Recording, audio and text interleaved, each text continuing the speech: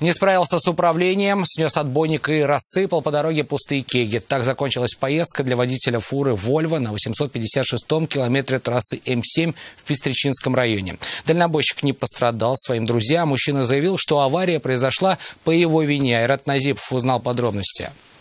Ну, таким пиво водят, квас водят, лимонады водят. Большая удача, что во всех кегах не было жидкости, иначе последствия для дальнобойщика были бы куда печальнее.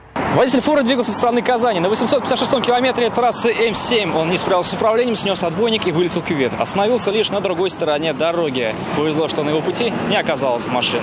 Столкновений с другими машинами не было. В разговоре с друзьями мужчина заявил, что уснул за рулем. Вот только они выдвинули другую версию произошедшего. Сказал, что отвлекся, в зеркало посмотрел, тент торчал, что-то там. В зеркало посмотрел, повернулся, а уже в кювет едет, оказывается. А не уснул ничего? Нет.